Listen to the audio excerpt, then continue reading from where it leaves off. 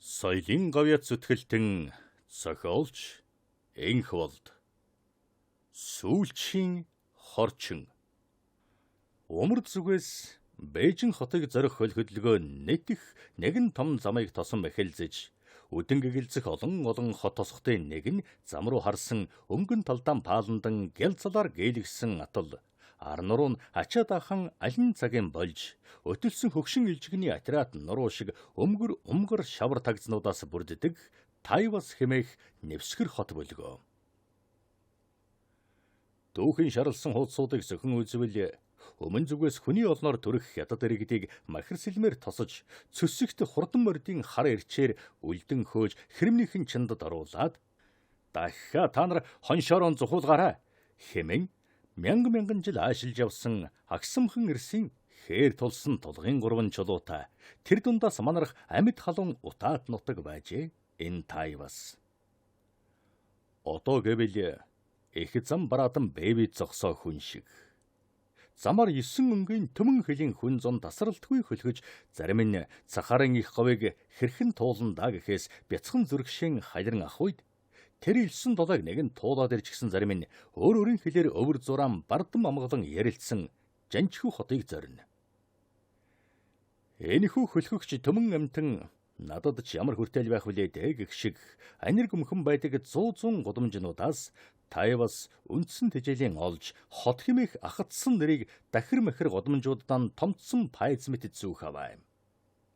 Хал балгүйхэн шиг тийм нэгэн гудамжинд нь Ванжишин нэртэй бөхтөр өвгөн гудамж шиг нам göмхэн суuna. Өвгөний хэдэн настайг хөршинх нь мэдэхгүй. Өвгөн өрөөн ч насаа мартсан мэт байдаг бүлгөө. Зарим өглөө арай ядан гэлдэрч хашаанаасан гараад өмнөх Вашингтон арлуу ганхан шээ зогсохын үдсэн хөршүүд нь. Өвгөн өнөөдөр л салхин түлхүүлж унаа дахиж босохгүй нэ гэж бодцгоосноо өвөр зураа сэм ярилцсан. Өвгөн ч ганхан салдиргалан гэлдэрсээр тагзандан ороод таг болно. Тэгснэн ганц 2 хоногийн дараа гинэтхэн жороо орсон луус шиг эхэлж явхаалаг болчихсон чихэр төрхөмөлтэй жимс атсан явган тэрэг түрээд төв замын зүг шооргонон алхахтан болоочгүй дуу аялжсан явхан сонсогдно. Өвгнийг энхүү сэргэх бүрээд хавийн хүүхэд багчууд гэр орноосоо дүүлэн гарцгааж годомж дүүрэн дуу шуугаан үүсгэн намгүм орчныг амилуулах аваа. Хүүхдүүд өвгнийг бүчин өвөө саранд хүрэхэд хэцүү юу гэж шуугилдахад өвгөн инээмсэглэн хаяа тарьж гайгүй шүү. Сайн алхвал жилдэн хурчгэнэ гэд үнэхээр л саранд хурчгийг хэмээн шийдэж явах мэт эрмэг алхана. Өвөө өвгөн болох хэцүү юу гэцгээхт нь өвгөний алхаа дахин хүндэрч тэргүүн гудайлгаад хаяа тэр харин хэцүү шүү. 100 жил алхаад ч барахгүй дээ гэд дууга хураана. Гудамжны үзүүр түрээд хүүхдүүд гараан даллан үлдэцгээж өвгөн муу тэрэгэн цэрэн харж гинуулан цааш одох аваа юм.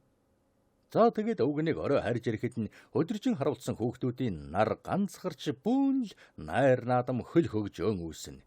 Өвгөн тэдэнд аагтай ногоо жигэнсэн будаанаас өксүүлээд чихэр жимсийг өч төчнөөр нь авчирч өгнө. Наймаачд төв зам бараадан өдөржин зогсцоохтон бүгд л бүрмэл жимс зарвч оройдо мөнөөх жимсэн тэргээр нь төрөн уран муута ирэх атал өвгөн тийм бишээ. Авч явснаа бүгдээ зарчхаад эрэхтэдийгүй. Айда наймаа гэдэг нүүрний боёнтай хүний ажил шүү гэж алиална. Зарим залуус түүнийг бүчин шавж та өөр ашигтайхан наймаа хийгээч мөнгөгч уутаар нь олон доо. Гэлцэхэд өвгөн толгой сэгсэрч мөнгө цоос гэдэг насаар заяагаар олддог гэж шүү. Миний нас заяанд энэ нь болно гинэ. Өвгөн инхүү сэргэлэн жавхаалаг болсон нэгэн өдрөн гудамны үзүүрийн хоолны газар өөрөөсөн хэдэн үе дүү эдэр хөдөр хардсуулагт хариулчихсан өмнө нь тавьсан жүнцтэй хатуу архинаас хаад нэг болгон жаргаж ам халмагцсан. Би чинь уг нь хорчин хүн шүү дээ гэж айлтахад цугласан харчуулан чихтэлдэж тэр хорчин гэдэг чи юу байдаг юм гэлцэн гайхацгаалаа. Тэдний тийхүү юу ч мэддэггүйд нь өвгөн эрдэн соосоож хорчин гэдэг чинь Монгол угсаа да. Чингис хааны дүү Хавд хасрын удам дамжсан голомт байгаа юм. Тэр Хавд хасрын цус одоо миний судсаар гүйж байгаа нь энэ гэд чөргөр бугуугаан гарган гурийсэн хөх судсаан үзүүлмэгц бахан ганц ханах мэт улаан буйлан гялалзуулан хөхөрнө. Харч уулж хөхөрлөдөж та ч бас хасар тийм биз гэлцэхэд нэм хаяа би бишээ. Би гэдэг соёлын ховсголд нүдүүлж үндсэн суларсан муу хэрцгэр өвгөн Ван Жэшин шүү дээ. Харин хасар бол Баатар. Ах Чингис хаантайгаа дэлхийн талыг эзэлсэн ойгүй бяртай хүү юм гэнлээ. Гэж чимээ алдан тонгойхтон нэгэр эхэл хэрсүүхэн бодож тийм. Гүтэр чин Тайзу хаан агуу их хаан байна шүү дээ. Юуны ч хорчин байхав дээ. Өмнө зүгийн хүн. Дэлхийн тал гэдэг чинь харин үнэн байна. Дэлхийн тал нь дундад улс байхгүй юу? Тийм биз дээ. Гэхэд өвгөн толгойс эксэрч чи даанч юу ч мэдэхгүй байна да гэсэн авч тэр балчир ирийн ам мэдэн бурсныг буцаачих барим тавин ганц чүг олж чадсангүй. Манан бодон дунд сүмийн байх шиг санагддаг ч гэсэн олон жилийн өмнө эцэг нь өөд болохтон чи бол хорчин хүй юм шүү. Чиний эцэг дээдс бол ах Чингистэйгэн цуг дэлхийн талыг эзэлцэж явсан Баатар Хавд хасар юм шүү гэсэн бүдэг батаг сураг хэлээд л тэнгэрийн орондоо заларч одсон бөлгөө. Ван Жэшин эдэр залуудан энэ тухай олныг бодож явсангүй. Харин өдөлж настарах тусам ягаад ч юм энэ тухай дахин бодогдоод байх болсон учраас сая ухаарч эцгийнх нь хэлсэн хитгэн үгээр түүний судас лугшиж байхыг гинтхэн энэ өдөр анзаарч уусан архинда маналсан уурсаж та нар бол боолууд миний нутагт харяас шаахаагаан үрч ирснээс өөр юу та нарт байгаа юм. Энэ бол Хавд хасрын эзэмшил газар муу сайн элжигнүүд зайлцгаа. Миний эцэг дээдсийн хөлийн улыг та нарын эцэг дээдэс долоож явсан юм. Би бол угсаа залгсан нутагтан сууга Монгол хорчин хүн гэд хашгирчсан нь хардсуулын уурыг улайссан төмөрийг усан дүрх мэт шархилгэн хөдөлгөж орхижээ. Тэд чангаар хашгиралдан ээлж дараалан босч ирээд л чи тэгвэл яагаад хасар овогт биш ван овогт юм? Чиний чих элжигний чих биш гэхүү? Гэлцэн ам уралдуулан загнаж гарчээ. Зөвхөн загнаа зогссонгүй. Чи дундад улсын газар нутгийг юу гэж бурна гинэ? Чиний атхар хөлд энэ газар гიშгэх сөөм ирэх олдож байгаа нь их юм. Яана гинэ? Чиний дээдс бидний дээдсээр улаан долоолгож явсан бол одоо чиний нохоо хэлээр хөлөө долоолгоно доо. Хэмээн омогдож гутлаан тайлцхан өвгнийг нэвширтлэн балбаж бодлоггүй цуурсан хэлээр нь шивэртэй хөлнүүдэн улайдтлан долоолгожээ.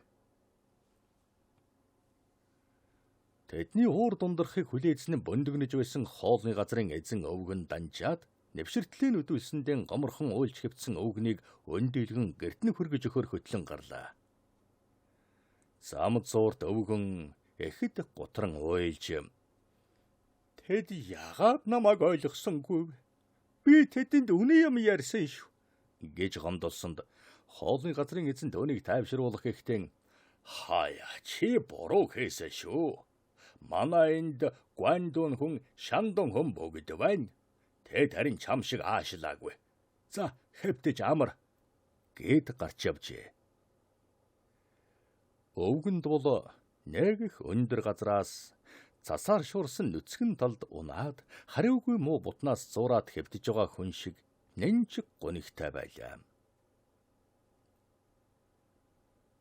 Сас хялмалсан нэг өдөр өвгөн гарч шээсэнгүй. Хөршин орж үзвэл өвгөн тэнгэрт халиад орных нь өмөх явган ширээн дээр нэгэн бичиг үлдсэнийг монгол хэлнээр буулгавал миний хорчин цус царцлаа гэсэн байжээ. Өвгнийг өмнөд нутгийн хүн оршуулдаг заншилаар дуу чимээ багтаа авчиг цаас хүч шатаан ёслол дутаалгүй нутаглуулав. Түүний хэдэн настайг хинч мэдээгүй төдийгүй энэ нутагт би хорчин хүн гэх мэтийн элдвийг ярих хүн дахиж нэг ч гараагүй билээ.